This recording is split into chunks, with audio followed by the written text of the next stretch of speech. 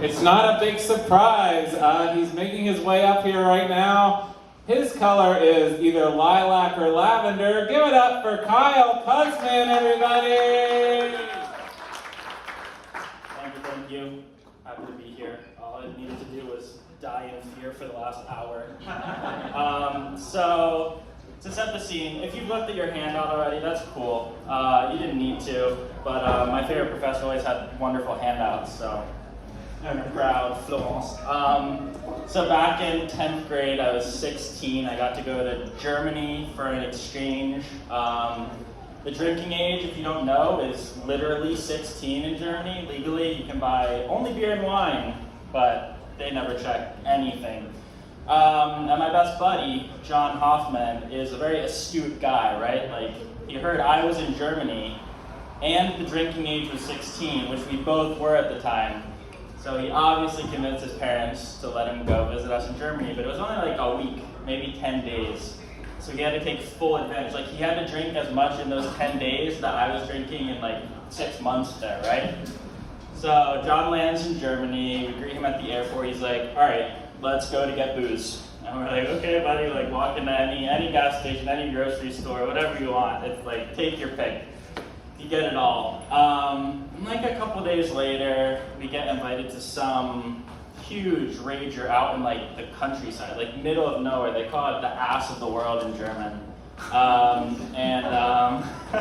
Or if it's even like way farther, it's the asshole of the world. Anyway, so we, my exchange, Max, we're staying with him at his parents, and his dad, most incredible guy, my German host dad, Eckhart, he offered us one ride, either to or from the party.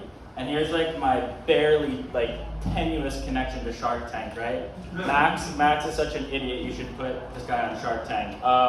He says, we want to ride to the party when we're still sober, and we could just literally have gotten there easily. Like, buses are good in Germany, and trains. Like, you can get places as a kid, luckily, and to all the liquor stores. So we get to this place, and it's like abandoned farm vibes. It's like broken tractors on the side of the road. They have these signs that's like a sad face. It's like keine Atomkraft, danke, like no atomic power, please. Side fact, the Germans protested nuclear power so hard they would like lay down on the train tracks carrying the waste every year. So they decided to switch back to like coal and Russian gas. So, I mean, the world is complicated. Anyway, so in the middle of this farmland, it probably took him like a solid hour and a half to drive us directly there, right? And we're like, Max, why did you ask for a ride to the party? Why couldn't, he would have picked us up at any time of the night, like 4 a.m., he would have been there. He's done this for us before. Amazing guy. And we walk into this like abandoned farmhouse with a massive barn at the back. And inside the barn is nothing other than a full bathtub full of beers and ice. And then next to that is an entire like sizable pyramid constructed exclusively out of shots of vodka, just stacked on top of each other the whole way up.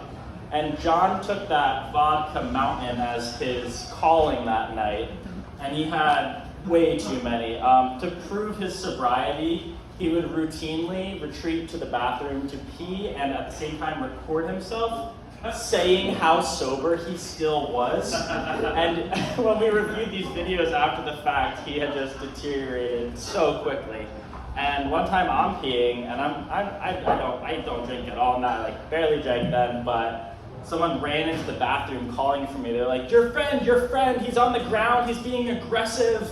I'm like, oh God, what happened to John? And he had, I think, puked into the ground, collapsed into it, and this big, burly Russian guy, who was like the friendliest guy you'll ever meet, was just trying to help him up, and he was just flailing his arms and yelling in English, which this guy, he spoke Russian and German, like, anyway. So they're like, your friend's aggressive, he's like trying to attack this guy, he's just trying to help him. I think the big, like, muscular Russian guy vibe kind of scared him a little. But we eventually dragged him to, these people were like the best hosts. They had set up like a bunch of mattresses in a row inside the house for people. And then there was like a loft up top for the people who could actually climb. So John we put him to bed, we think he's okay. Max is trying to put the moves on some girl, and apparently he's like gonna lean in for the kiss soon, and they've retreated right next to John's head. So he then woke up, puked next to them, and just crashed back in the mattress.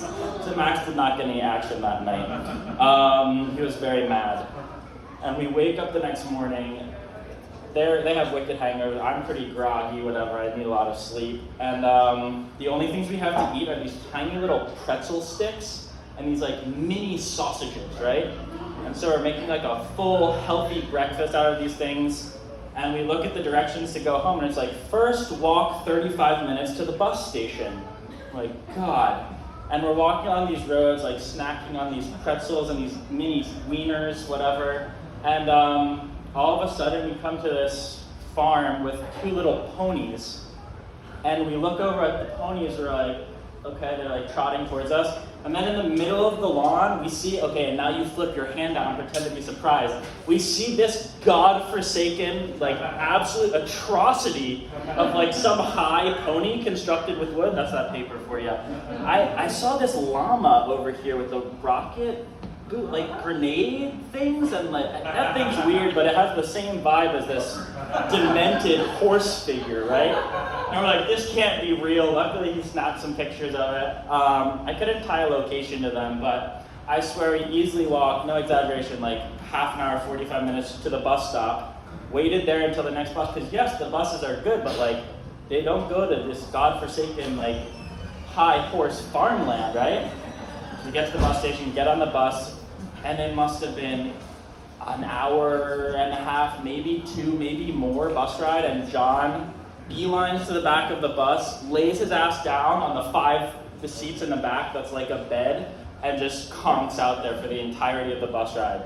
And we finally get to the train station in the town where we were studying, and John like runs, I don't know how he was still coordinated enough to run, runs to the front of the bus, jumps out, and pukes all over the ground, and we're like, how do you hold that in for hours? Like, it's an impressive feat. I heard many times from him that he would never drink again. This was probably the strongest contender, but it hasn't stopped him. So shout out to John Hoffman.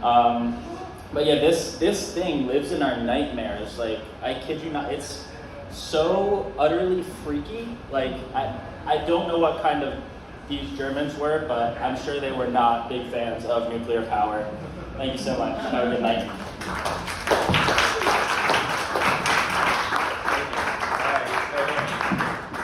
Give it up for Kyle, everybody!